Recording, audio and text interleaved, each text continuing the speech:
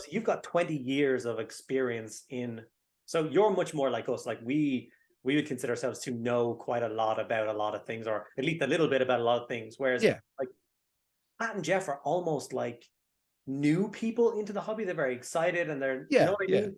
And that's quite an interesting dynamic to have. How have you found that? Is it more like I've got these people that I can teach? Like with Necromunda, for instance, like they didn't have a clue how to play Necromunda, but you were like teaching them how to play Necromunda. But that's very interesting for us, like watchers, to see. Like it's like, oh, it's like we're watching and learning with these guys who aren't on a big pedestal and who know everything. They're down here with us learning, and it's kind of cool and stuff. And I'm like, how do you feel about that as the? I think it's great actually. It generates a conversation for a lot of the time as well. So like Jeff, when he was in the hobby, was years ago, and he's doing stuff more now with his son building up his army and stuff, but his experience of a lot of things is more theory or through books and research, as opposed to physical, doing lots of painting and playing. So he's got a lot of nostalgia sort of stories and the practicals of teaching his kids stuff. Whereas Pat was very, very new, hardly played any games, hardly did any painting.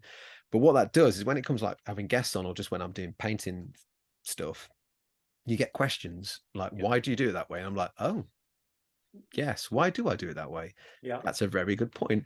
And I think it actually helps the channel more than hinders it. And I'd like to do more stuff where I like teach Jeff how to dry brush, or teach Pat how to paint an army or whatever. And we've kind of done a bit. He's doing like a custodian's army at the moment, and he's filming himself doing it, but every now and again there's no footage, but we should probably incorporate me into it if he wants to do that. Of me actually going, no, I won't do it that way. And I grab his model and I'll be like, if you do it like this and do it like that, he'd be like, oh yeah, it's genius. I didn't think about that. So we should probably film that from time to time, where if he's just really like good. I really like that idea. Light bulb moment. But that video should really be about his journey of painting, as opposed to like my face keep popping up every now and again. But yeah, definitely doing some videos that are related to showing them stuff that I've learned or whatever. And the chats do generate that. And that's what I really like about the chat dynamic is Jeff has some experience in the hobby. I have experience in the business, and Pat has very little but some understanding. So when we are talking, you tend to get like interesting dynamics, especially have like a guest on as well, about stuff. So Pat has a different approach to his questions than what I would, which makes for an interesting, well, I like to think it makes for an interesting conversation sometimes. No, it really does. And I think it really stands out as well. I did a lot of time in phone retail, and the best salespeople were people who didn't use acronyms. And the worst were those groups that were insular, and you walk in and I want to buy the latest iPhone, and they go, oh, the iPhone XYZ with ABC XY, and you go, I don't know, it's blue. You know what I mean? And that's the conversation you get to have with the other guys, because you walk in and you go, oh, have you Zenithal highlighted it or undercoat it and dry brushed it, and they go, sure, let me just go and Google those. I suppose like our retail training was like, you avoid jargon and acronyms because it just puts people. So yeah, I've always been very mindful of that, and like saying things as they are. Like if I say OSL at some point, I need to make sure I've said object source lighting before I say OSL. But yeah, you're right, absolutely. Jargon, hate it. I hate it as well. I hate acronyms. I just think they're the worst thing that's ever. No, I agree. It's there to shorten stuff down in conversations, I suppose. But I've said this before on a couple of shows. I always get anxiety as a biker whenever I go and park at like Derby. There's like a couple of car parks. They have like a biker zone. And when there's other bikers there, I get such anxiety, because I know as soon as they get off, they're gonna ask me like questions about like what type of engine it is, what's its like miles to the gallon. Who works in miles to the gallon? I could just drive 200 miles before I need to refill. That's all you need to know.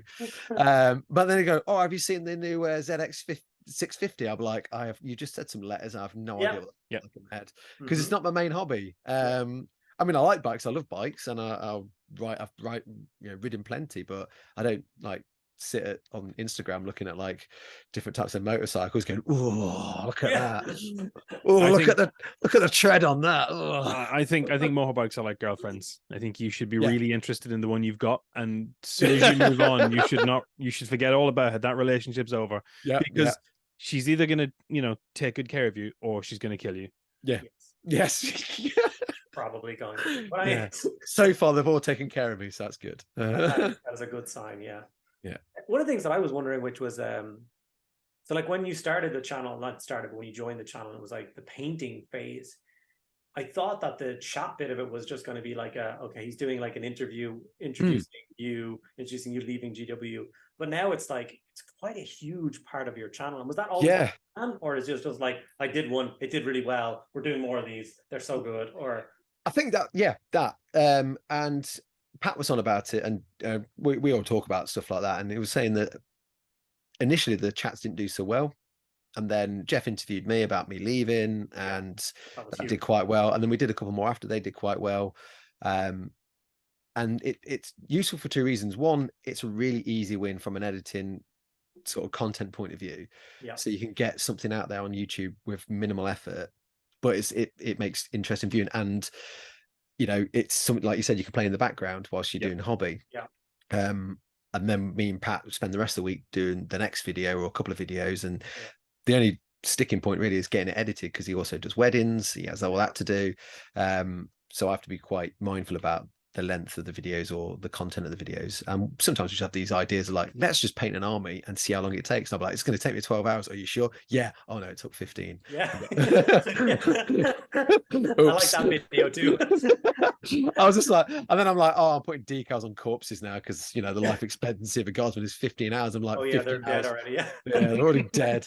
But yeah, we never realized that the chats would do that well. At first it was just a bit of fun to do it, but then it's become like, let's get guests on as well.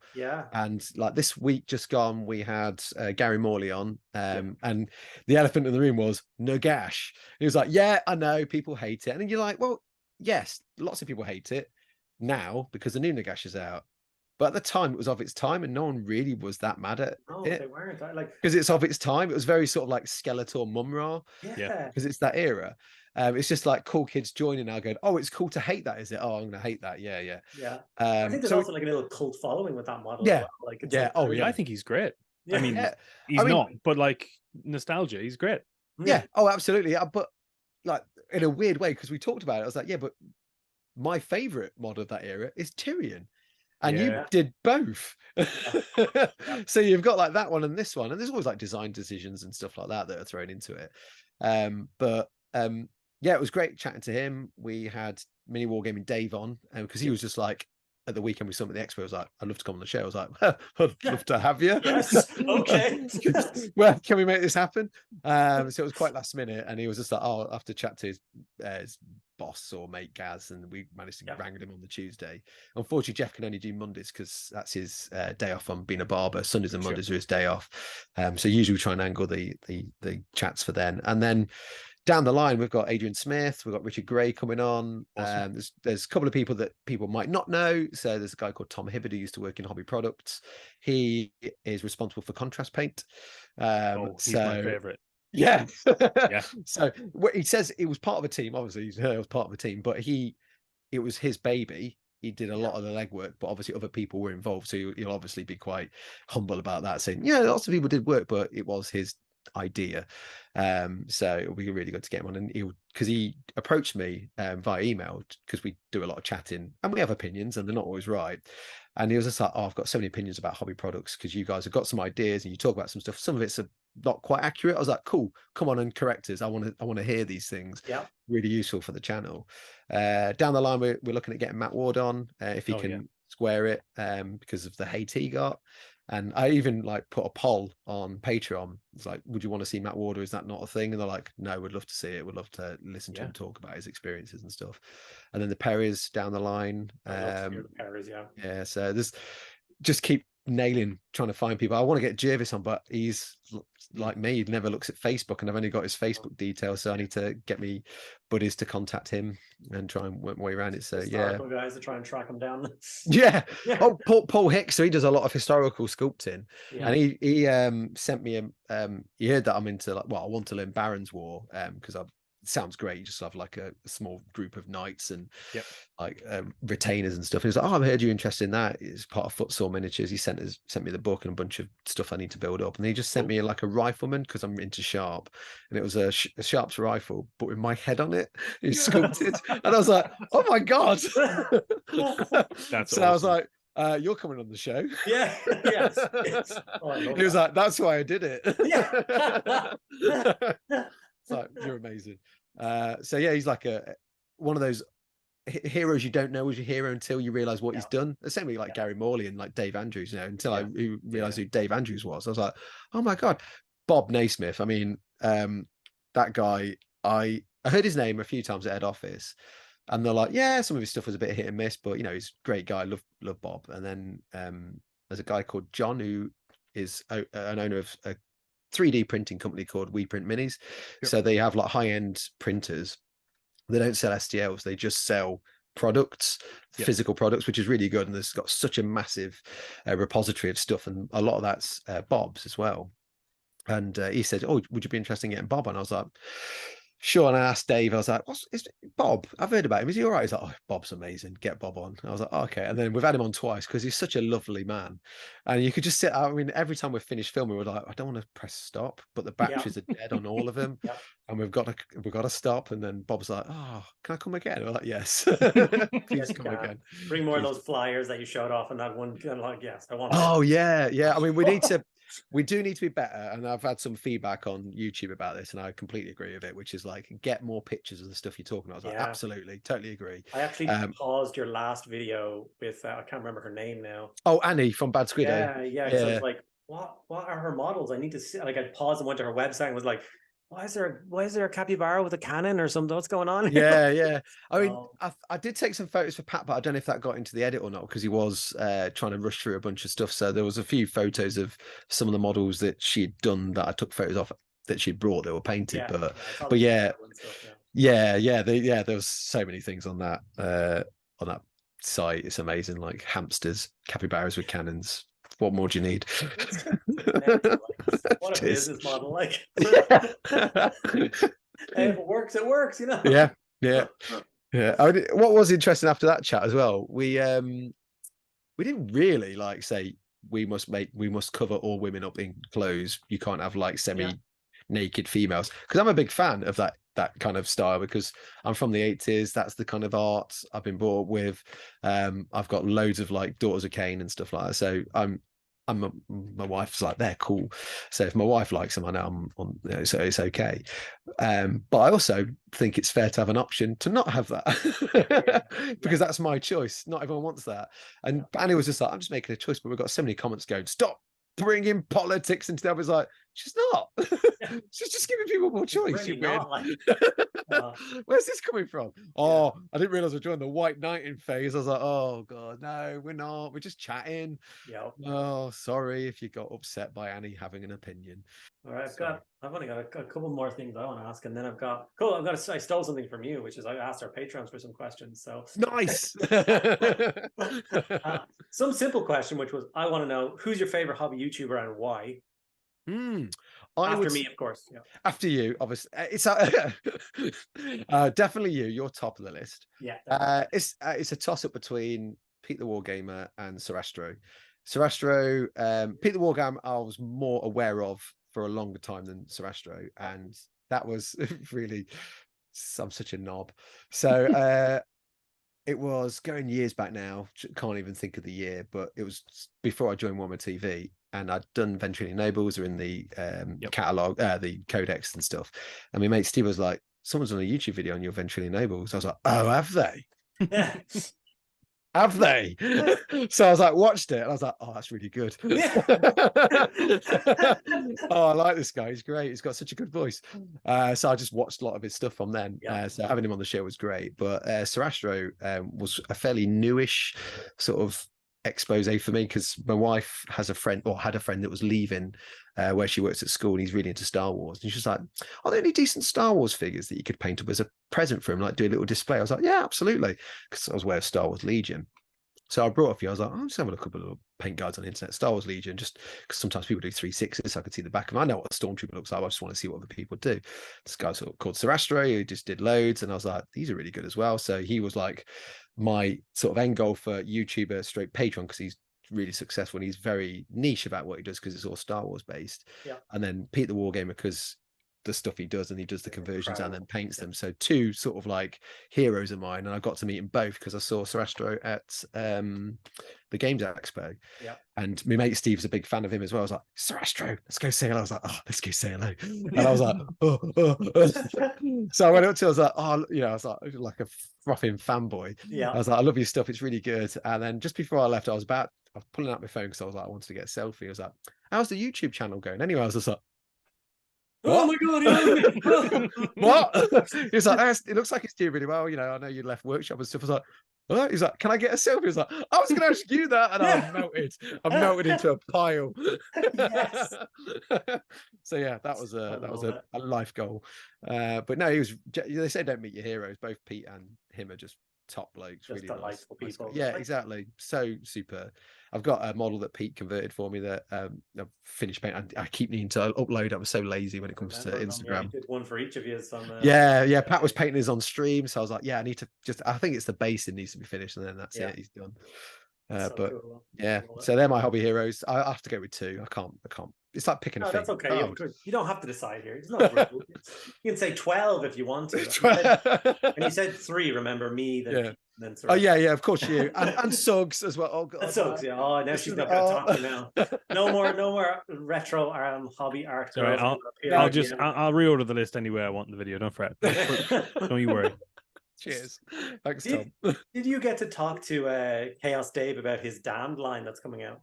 I did, yes. What's it called? Something Stars, Rune of Stars? No, is it that stuff you're on about? The Games Atlantic. They're called the Damned. Yes, yeah. He had some expo, and he we briefly talked about it on the channel. They've got Ogrins and they've got Chaos Cultists and stuff. I've got a fair few kits from Wargames Atlantic, and I love their plastics. They're really good. He was like, I'll send you some. I was like, okay. I managed to get sent the STLs for them to print off and do some of them myself, and I was like, but I was really thinking about you and Wargames Atlantic, and I was like, can we get a line of Ventrilian Nobles made from trans? I know. Can that not be a thing? Like, I said to Dave, I'm going to cut all the spikes off and turn them into Ventrilian Nobles. And he was like, cool, that's awesome, because you've got Ogrins and you've got troops, so that is not a bad shout. Email them and be like, hey guys, I'm they've done the sci-fi French, haven't they? Yeah, they have. Like, so if they just expand that range and rename them, then I'm just saying I'd buy them. Because again, the Ventrilian Nobles these days isn't easy because of the box of Acadians and then 2 boxes of Outriders to make one kind of thing. So it's like pricey. Yeah, they're so cool. So at the time, it was a bit tricky because when I initially started it, Rough Riders were a thing. So I brought Outriders and I had a box of Acadians. You get 16 heads in the Outriders. So I was able to get 5 Rough Riders and 10 dudes done with a spare head. And over the years, I accrued loads anyway. But so from 2 boxes, you are actually being able to use them fully. So you can have like loads of Rough Riders, loads of infantry. And then they got rid of Rough Riders and now they brought them back. So I'm like, cool. I'm safe. I can just do it loads. So I don't have to use the Attilians. I can just use the Outriders and make them look baller. I definitely think that, like, as a YouTuber, somebody will release a product. And I always wonder, like, what would their product be, kind of thing. And for you, I was just like, Transatlantic Games. Line. Oh my god, this has to be a thing. I've got ideas and plans of like entire noble sort of like every planet in the system, and like that's what they look like. That's what they look like. No, you can't have that tall feather on that guy. That's a leadership feather. No, there's rules. I would love to see a sprue of leadership feathers. That would be beautiful. Yeah, absolutely. Yeah.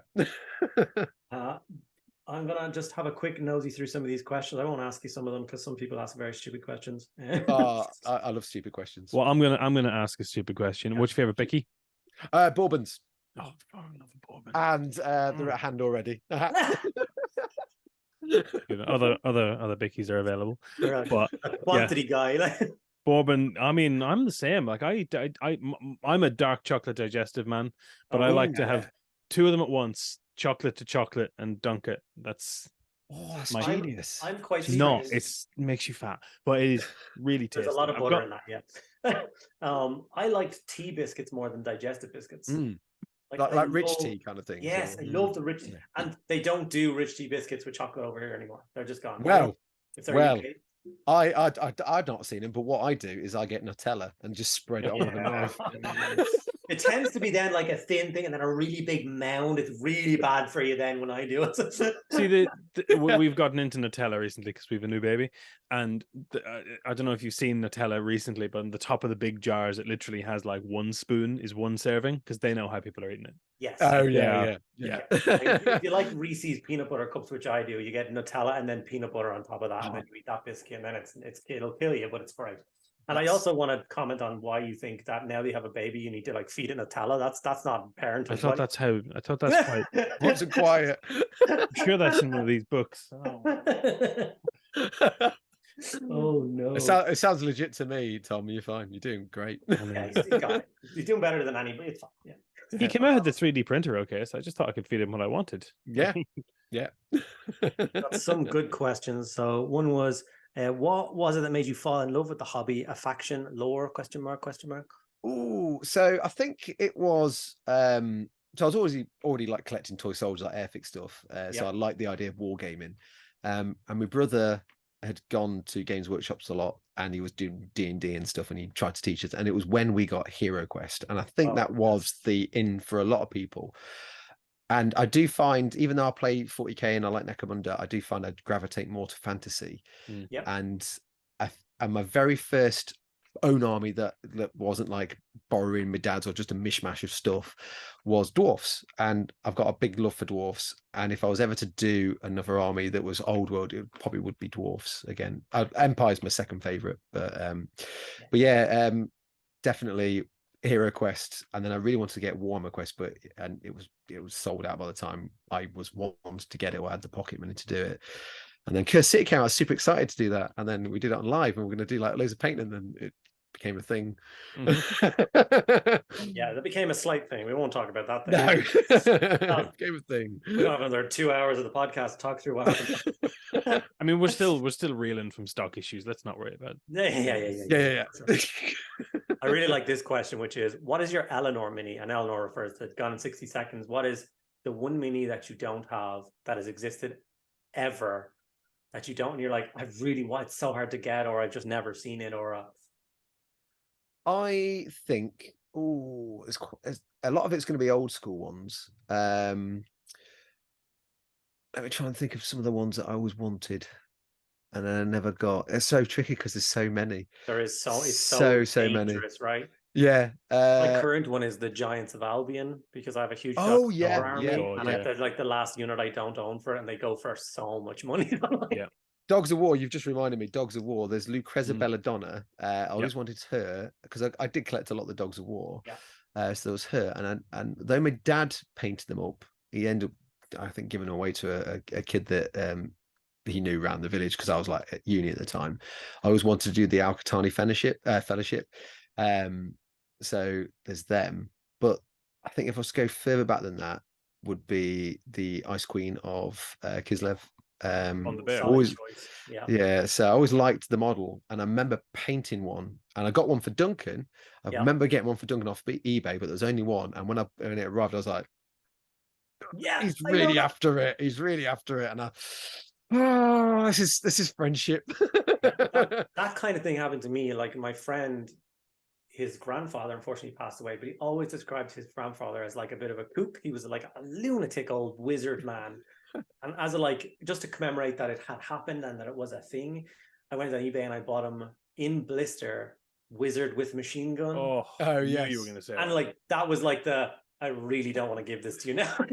I suddenly don't care that he's passed away, and I really want to. No, okay, this is really bad karma if I keep this. But all right, I like that. There's some really good answers there. That question was from Ben, and the last one from Charlie Irving. I should probably say who said it before I do this. All right, the last question, last from the page, because there's about 20 of them now. I just like the simple one. There's loads of like really serious questions. I'm like, I'm not asking, you relax. Like, yeah. What is the last 3 digits in the back of your card? I mean, I can do serious questions because I'm pretty freeform.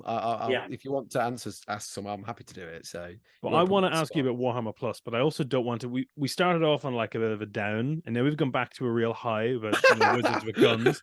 And I know you don't like Warhammer Plus that much, so I want to just get your like general take on it and why you think it's not good. Like, just for context, I've subscribed for 2 years. I've got my models. I love them. I only use it for the army builder. It's the only thing I use it for. I've watched 2 masterclasses, one painting black and how to paint an avatar. That's it. Couldn't tell you what else is happening. Yeah, so I mean, I don't dislike it. I think it's got such potential. I just think the way it's been handled, it could be so much better. And that's a lot of things with Workshop. They have such great ideas, but usually the execution tends to be a bit sort of like falls below the line. So all these promises are like all these animation shows, the stuff that Suggs and Aidan were doing for like the Warhammer Plus stuff was just great. Yep. The battle report stuff, Pat struggled to get like one done every couple of weeks. They've got more people doing it, but still it's a bit irregular at times. The free models, I know why it's not the free models, but the models you get when you subscribe, from working in miniatures, often they're not designed for Warhammer Plus. They're just like, done a cool model, what should we use that for? Collector's edition or Warhammer Celebration or whatever. So it's a bit hit and miss what you get, and I always think they should have something now sculpted specific for Warhammer Plus, which would relate to some of the shows. So like if there's like, I don't know, trying to think of some of the like the Hammer and Bolter stuff, some of the characters from Hammer and Bolter or whatever. I mean, actually that's a key one. I would love to have that, the orc telling the story about that little group of orcs. That would be an incredible piece, and I could just put my Vindicator assassin just next to them. He could snipe them. I mean that's a cool model, but I was just like, I know just for that. The fantasy one this year, I'm like, that's an Underworld warband that never got released. That's all that is. Like, what? Yeah, that's clearly what that is, guys. Like, why are we not talking about this?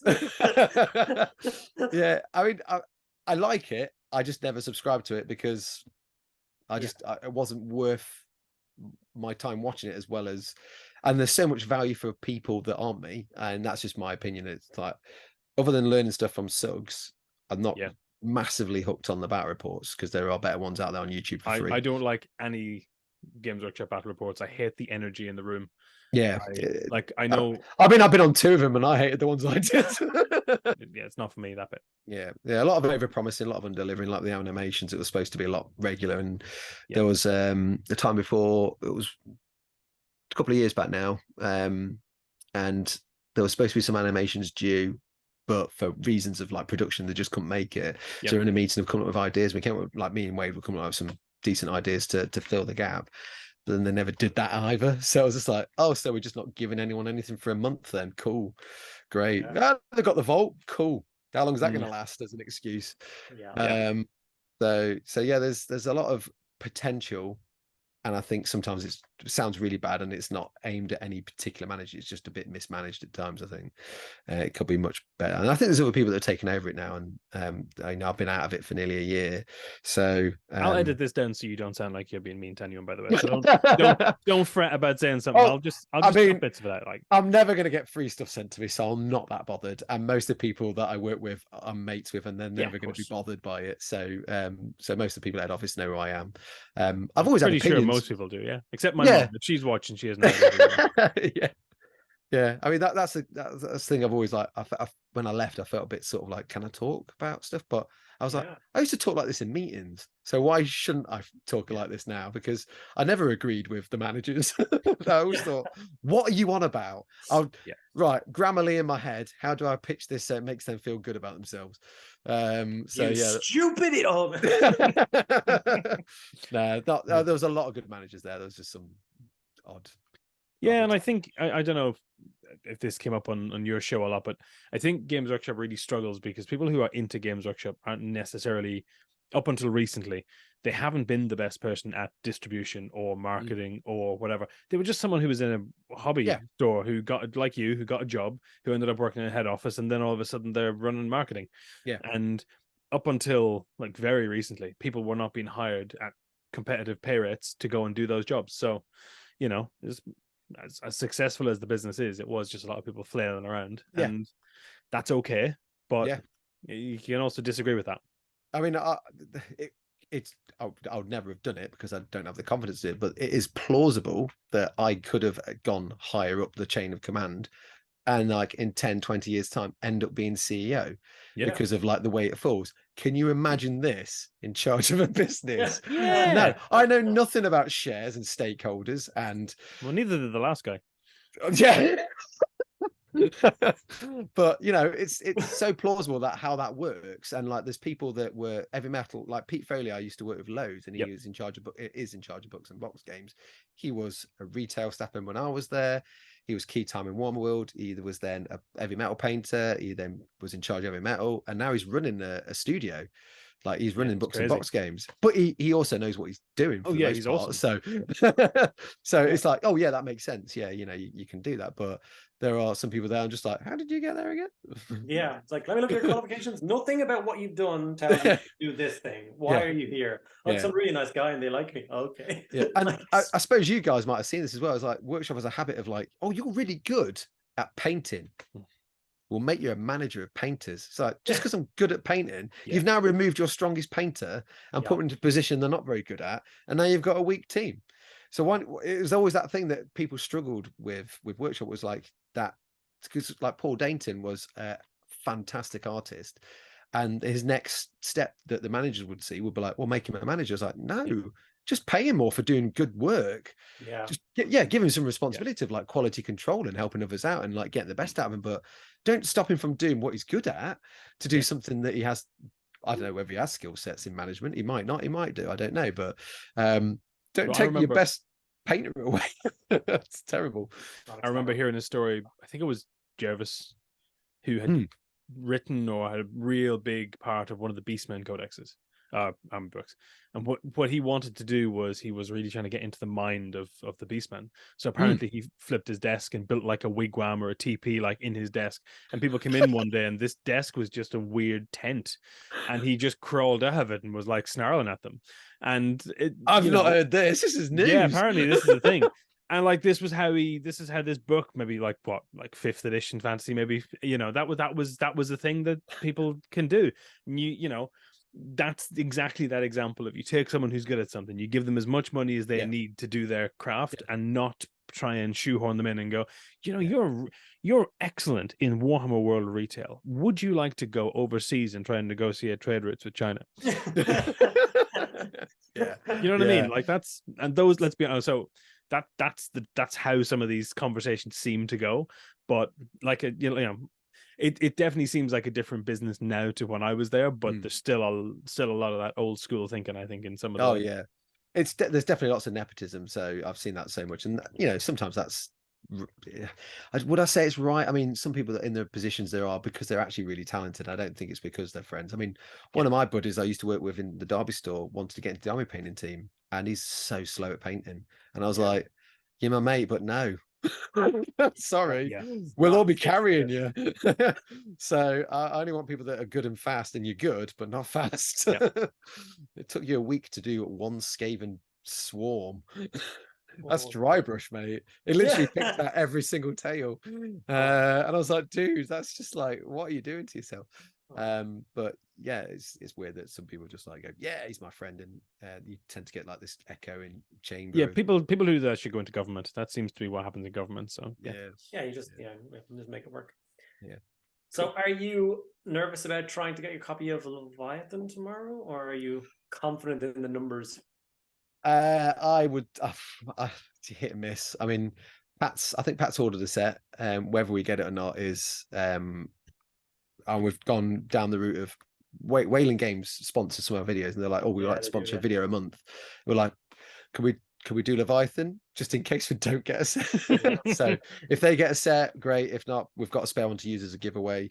So one way or the other, we'll get one from Workshop, and if we get one, because we'll get one from Wayland at some point, it permitting, then you know, we'll definitely have to be able to do a paint guide. But yeah, I'm fingers crossed. Not expecting it. Yeah, so I don't know. I'm like, for some reason, I'm bizarrely. I was only talking this with Tom before you came on. For some reason, I'm optimistic for this launch. I don't know why. Yeah, I feel like there's gonna be enough.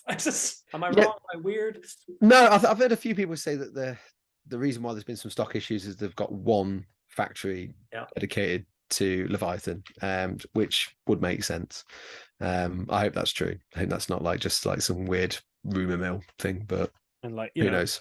Stock issues like the lion, like he didn't exist, he still doesn't exist. But I got a text the other day from someone going, well, when's the lion back? And I was like, I don't know. Why would I know? I still can't get Kazakin. Yeah, I know, right? That's crazy. Trying to get a box of Kazakin. Every time I go to Wonderwood, like sometimes I'll finish early filming. I'm like, I'm just going to swing by Wonderwood and see if I've got any Kazakin. No. On the store, no. It's like, come on. They're like amazing. I wonder will that like ease up now because they turned so much production to Leviathan, and when that like goes all at the door, it's like, all right, we can make Kazakin, we can make the line, and we can make this, and we can make this, and we can have places all put in the warehouse and all that.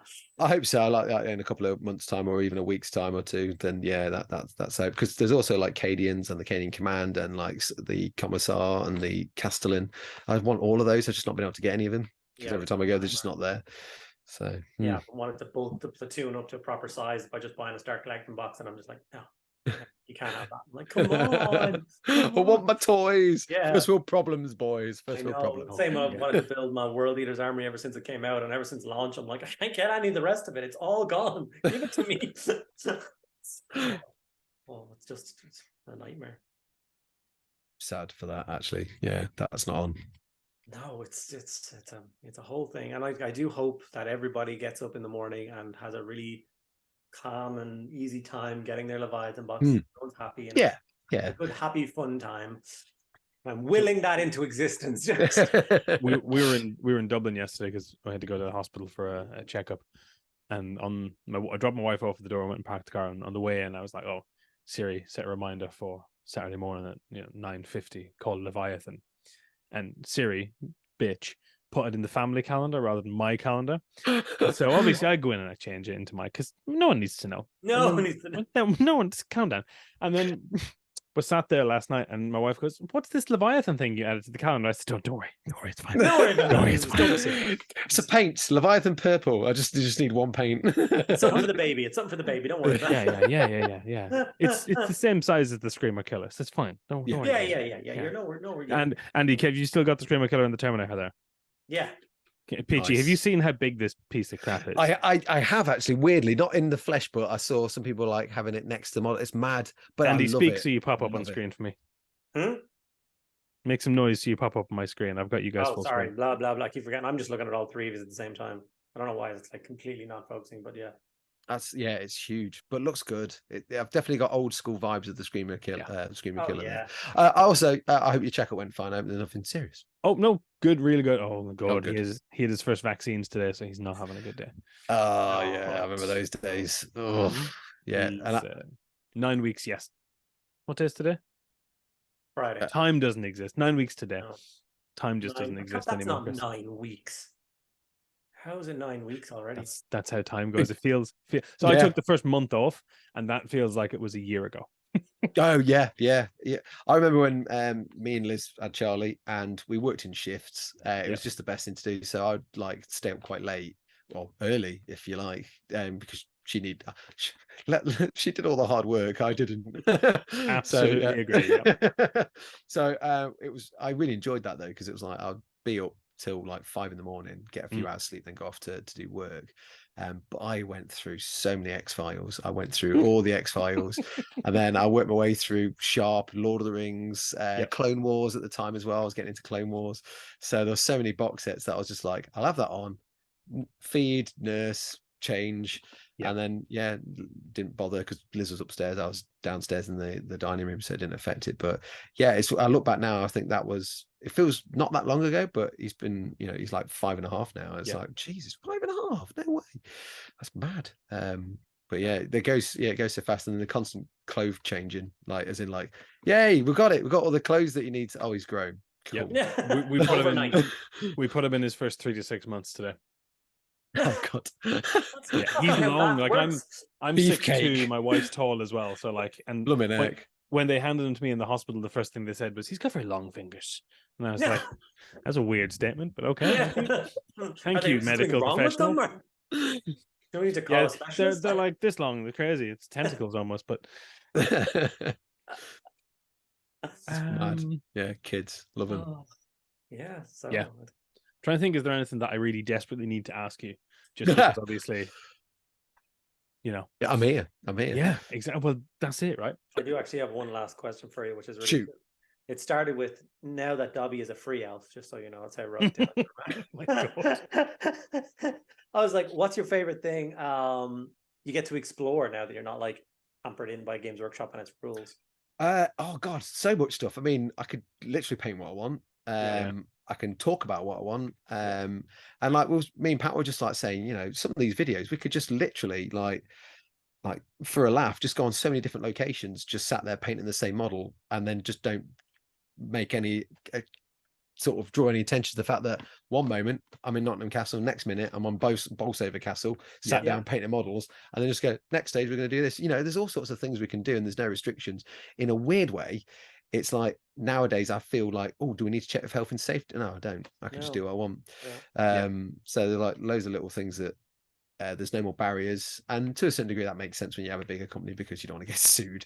But when it's like an operation of like a handful of people, you could just literally explore and try new things and do new things, and paint what you want, and then see how the algorithm likes it or hates it, and then just go, well, need to work on the thumbnail and the clickbait title. That's what we need to do. Yeah, you guys are really good at clickbait titles. Well, that's Pat. Really, that's all Pat. Yeah. We call it click truth because usually it is what it is in the video. So we try to, like, if they have the title, at least make it as if it's a thing in the show, and we draw attention to it. I've done one clickbaity video for the fun of it, which was my review of Warhammer Fest this year, and it was like, all the creators I met were lovely, except this one. Yeah, and you know what? You got me. I was like, I want to find out who it is. And I was like, oh, James, W. You got me. I fell for it. But I had so much respect at the same time. I was like, yeah. No, you all clicked on it for the bad reason. Don't do this. You're just making it worse. I mean, I've been there, so I was like, I got a list. I was like, is it this person? I was like, literally like waiting to play bingo. I bet it's this person. He's a ding. Yeah. I remember reading an old Commando magazine. I don't know if you ever remember Commando comics. Yeah, very thin. They're about like that side. It was always the same kind of story. It was like, there's a guy, he's joined the army, this guy he's joined with hates him, and then by the end, one of them dies and the best mates. It's usually the story thread for those comics. And there was one which I thought was fascinating, and there was no wars. It was all done in like a holodeck kind of environment, but they had their own special forces that were trained to do basically laser tag. And they had the British had the SAS, and I can't remember, it was like some Middle Eastern faction that just looked like old school Persians, and they had Persian armor and like Persian laser guns, and they looked mega, and they were just like duking it out on this made up sort of laser tag thing. And it was all to do with like some dispute between like two leaders, and the SAS won, and the other guys were like shaking hands at the end going, all right, fair cop. I was like, cool, that's how war should be resolved now. You just described a game of Warhammer, by the way. SAS versus Persian sci-fi troops. Yeah, absolutely. Yeah. I mean, look like Ventrilian nobles when I think about it. I was gonna say, copyright. That is the thing. Can you copyright that now? Does Games Workshop own Ventrilian? Oh yeah. I mean, it was like a random kitbash of mine, and now they've had art done with it. They've got background of it, so it's theirs, and they're in your contract. It's like anything you. Yeah, I know. Yeah, create. I remember my contract well. Yeah, so I was like, yeah, I'm fine with that. I'll still paint them. I can't sell them, but we can make Nentrillion Vobles. We can make them. yes. Like, well, the transatlantic guys that are just catachans, they're just called lizard men, and I'm like, that's right. Yeah. What? Well, I don't understand that at all. But they look mega. I'm like, I'm getting some of them. I never got the name, but I like it. Yeah, I know. Yeah, we skin lizards and wear them. Oh, got you. Cool. Right. Well, there's 20 guys in the box, and there's 272 heads. Okay. Yeah. I mean, I've got the Sharps rifle set here, and it's like 8 sprues of the same. It's 8 of the same sprue, But I've got to the point now where I've used 3 sprues, and I've built like enough rifles. I'm like, don't need the other 5. No. So there's a couple of folks who's like, I'd really like a sprue. I was like, I'll just post it to you. So I've just like I've done what I need to do with that set, but it's good to have it. There's lots of head options. That's what I was like when I was looking at the Damned range. I was like, well, I back it, maybe I'll buy really cool stuff, and maybe, and I was like, if you back it this much, you get 10 boxes. I was like, oh, 10 boxes, that'd be cool. I'd probably do the whole army. And I was like, so a box of infantry is 10. The box of infantry is 24. Yeah. That'd be 240 guards. Oh my god. It's like the Perrys. They're so good with their sets, because you get like 40 odd figures. For like, well, at the time when I was certainly building up my armies for Napoleonics, it was like 15 quid for a box set. I think it's 18 or 20 now, so it's not a huge, that's like 10 years. So 10 years of fiver is not terrible, but you still get like 40 odd figures, and they're really good. The same scale as Lord of the Rings, but yeah, you can literally, like, if you pick this rule system called Chosen Men or Silver Bayonet, which is Napoleonics and vampires, that's enough to play a game with. You don't need any more boxes, so it's fantastic. My favorite thing I've ever heard the Perrys do, favorite game, because they play mega games. My favorite game I've ever heard them play is they played a huge Napoleonic Historicals game, and the way they did it was they had a general figure on one side, and a webcam back at 180, and one of them sat in a different room. Oh, I've heard this. He could only see what his general could see. And he was like issuing orders and stuff, but like he was like described as being incredible, because like the banners really mattered. And like, oh, they're the 196. Okay, they're there. And then he was like, if there was a big copse of trees there, and he was like, okay, I sent 2 platoons of dudes that way. And I was like, once they're out of line of sight, he's not in command of them anymore. The other people playing the game are like making the moves and stuff. And he's like, I wonder how they fared or what they ran into. And like 4 turns later, they would come out on the other cop streets. There'd be like 12 dudes left. And he's like, oh, they must have hit something. Report back to what happened. I was like, that's genius. That actually makes a lot of sense, because obviously you'd send like runners off to like aid de camps to send messages and whatever. I did a campaign with them years ago, and Jervis was running it. I think Rick Peachy was there as well. And celebrity name dropping. Just chucking them in because I can. What a game you were involved in. I was petrified, because I was like, I mean, I've been playing Black Powder a lot anyway up to that point, so I was quite au fait with the rules. But they had Jervis being genius with like campaigns anyway. They had a board game which was like a Napoleonic board game. It was all like different corps. So I think it was 100 Days Conflict, which is Waterloo, and the Perrys have got so much stuff painted. They assigned actual battalions and regiments to each of these corps, and it was like, right, and this one is this tray, and this one is this tray, and this one there's this tray, and you've got like 3 different generals, so you've got 3 different armies, and they've got all the stuff for it. And they played several turns of this campaign, and then this was the battle. Somebody took that tray and half of that tray and went down to play a game, and it was mad. It was amazing. It was just like so genius. But yeah, they're at that point where they've painted so much over the years that they could do it to that kind of scale. But it was impressive to be involved in that and just stand back and just go, imagine. You can see like Jervis's face and Rick Priest's face, because I was like, I'm just going to charge my cavalry into them. Are you sure you want to do that? I was like, oh no. Check my history textbook. No, I don't think that happened. I don't. Too late. It's happening. Try and shake his hand, and he's just like, oh, sorry. Oh, everything. Got the left flank or right flank wiped out. So I'm sorry about that. I'm sure they're okay with it. They've played a few games since, I'm sure. Yeah. They're not okay with me liking Sharp, though. That's for sure. We make a joke. I love Sharp. It's great. I'll actually show you. Ooh. What we got? I can't wait. Who knows? Could be anything. Shaco, Saber. It's actually Sean Bean. Sean Bean's brought. Oh, he's got. Oh, look at that. This is actually from 1800s. Like, it's got the. That's amazing. So, and it's a cavalry sword. So it's got it's blunt from here to like here, because it's against the horse, and then it's like a razor blade from there up. That's amazing. When it's in your hilt, so it doesn't annoy you. It's got the fold up. Crossguard folds. Oh yeah. So oh wow. Oh, okay. So cool. That's amazing. A gift from a friend of mine got it for me as a wedding present. Yeah, I got a really nice sword from the guys when I left workshop.